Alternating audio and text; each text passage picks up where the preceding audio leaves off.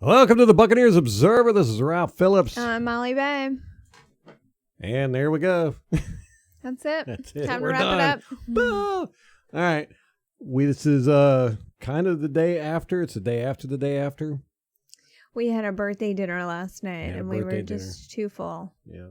And it took us all night long. We ended up having to drive way out. There was a shooting nearby, so about 500 cops had streets blocked off and everything. We live in a very nice place. It doesn't happen very often, so caught everybody by surprise. Molly was on the police scanner the whole way to dinner, listening to everything, keeping us updated. Anyhow, how are you feeling about the game still? You still upset? Or? No, I'm better. Better? I think it was an overreaction for sure. On our part? Yes. We always do that. Well, we used to make a point to be more positive, and we're not. So well, we definitely weren't Sunday. No. And it happens, I mean, I'll admit I was a little tipsy and a little crestfallen. But the All-22 hasn't come out yet. Which is really frustrating. Yes, all of us content creators have been on Twitter all day just complaining about it because it usually comes out usually by Tuesday morning. And what's really annoying is that the NFL has had all year to deal with this, to get it set up. Yeah. And apparently it's not. Yeah. Like, what are these people doing? They're just, there's a whole department that does Game Pass, I'm sure. Where you at? Building. They make a lot of money on that Game Pass. And it's crazy because I'm still feeling, usually at this point I've watched game film, so I feel a little bit better about the game. You haven't had a chance to work it out yet. I haven't had a chance to get my release, my closure. Closure, that's a good word for it. Yeah. So hopefully the game film will be out tonight or tomorrow, and we'll have the video breakdown, do the podcast for that. Until then, we just have to deal with these little news segments. So what do we got going on for news? Not too much. It's not a practice day for the team, so they come back Wednesday. But we got some little tidbits. Rick Stroud, BA has a weekly radio show, and he said that they should have moved Mike Evans around more against the Saints instead of keeping him outside, and they only targeted him 4 times. So BA said that he feels bad anytime Evans has less than 10 targets a game. I'm glad to hear that because I got him in fantasy football. So, well, I mean, and he was injured going in. Yeah. So yeah. There's that. So, and I've got some miscellaneous BA quotes that I pulled from the press conferences that I thought were interesting that I would like to touch on briefly. This is the post game and then the press conference the day after, right? Yeah. Okay. So he said about Donovan, quote, "I was very disappointed in his play. I think every now and then he reverts back to some techniques that are not very good, and he got beat. He had probably the easiest guy to block up there, and he did a poor job. Ooh. It was one of his poorer games, and I expect for him to bounce back this week." He better bounce back or Tristan Wirfs going to take his spot. Knocking at his door. Yeah, Wirfs did a pretty good job from what I could tell. Yeah, I was really, if it's true what they said, whatever the fans have been clamoring about with Donovan, which you'll know after you watch the game film, it really annoys me with Donovan because he made so many strides last season, and then to regress, it just pisses me off. Yeah. He said one negative from the game was that our tight ends did not block the edge very well, which I thought was interesting. Yeah, it is interesting. Because we've talked about what garbage blockers our tight ends are. So, again, not a whole lot. And Gronkowski was used. Here. I know. Right. Gronkowski was used a lot in the blocking Sunday. Yeah. Interesting.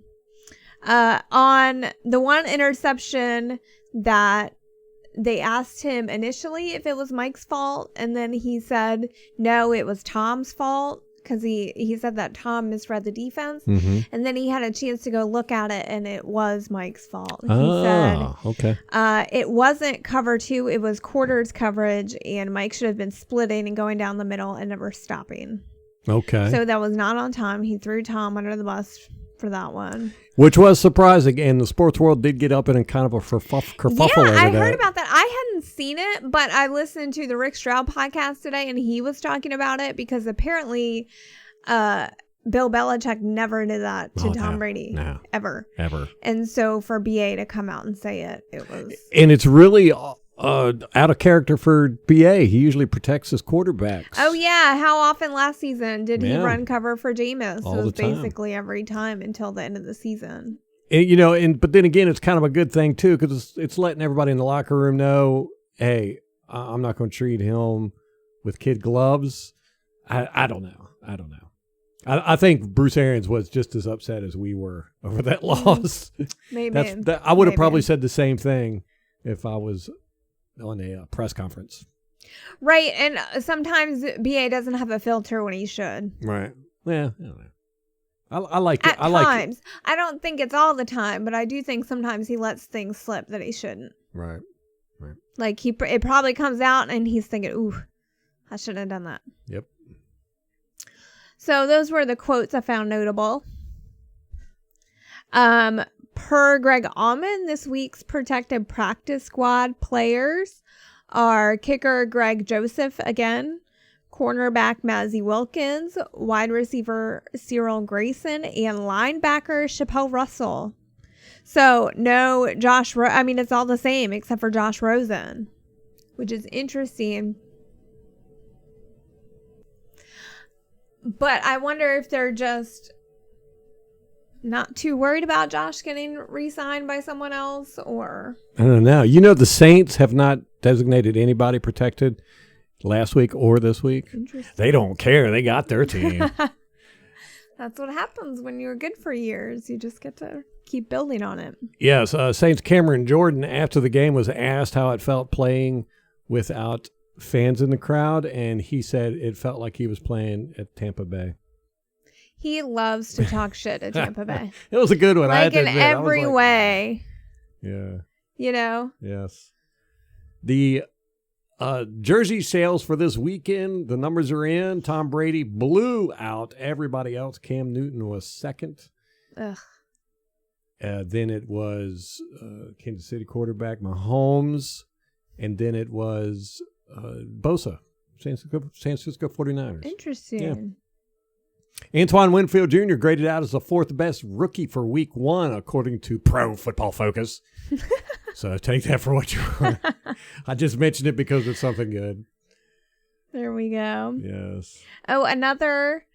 The Bucs Saints game drew a 16.2 overnight rating. I don't know what the hell that means, but apparently it's really good. I tried to Google it and could not come up with anything. So it is a 4-year high for Fox NFL Week 1 game. Nice. See? That's the Buccaneers we're talking about. And in that game, Michael Thomas got hurt, and he's going to be out for a couple weeks with a high ankle sprain. Told you guys I'm a jinx. You are a jinx. I am a jinx. You drafted him Every single one of my round 1 picks get hurt. Yep. Every single one. I had Adrian Peterson the year he blew his ACL. I had Arian Foster the year he hurt his back. Who else? Well, they're just... Now that we know that... I think the only one that I haven't had was DeAndre Hopkins. I was like the only one who did me good. Now that we know that, let's have you draft all Saints players next year. You should have let me have Christian McCaffrey.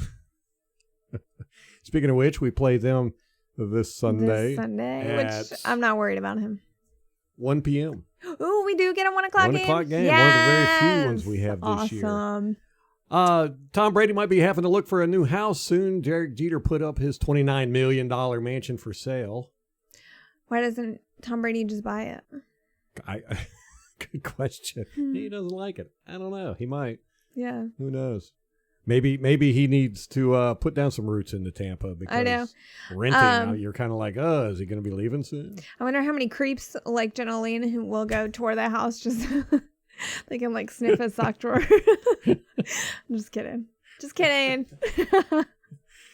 That's not going to happen, hopefully. All right. Wait, I have one more thing. Matt Gay is signing with the Colts practice squad. Yeah, well, that's good for Matt Gay. It is good. Good. He's in the AFC. We don't have to mess with him, and he's on the practice squad. All right. That's going to wrap it up for us. Got you some daily news in. Hopefully tomorrow we'll have a regular podcast, but if Yeah, not, if we we'll don't- have a news one out. Yes, if we don't get the coaches film video, then we will probably not do a regular podcast. We'll just do the daily news. All right, that's going to wrap it up for us. Till next time. Go Bucs.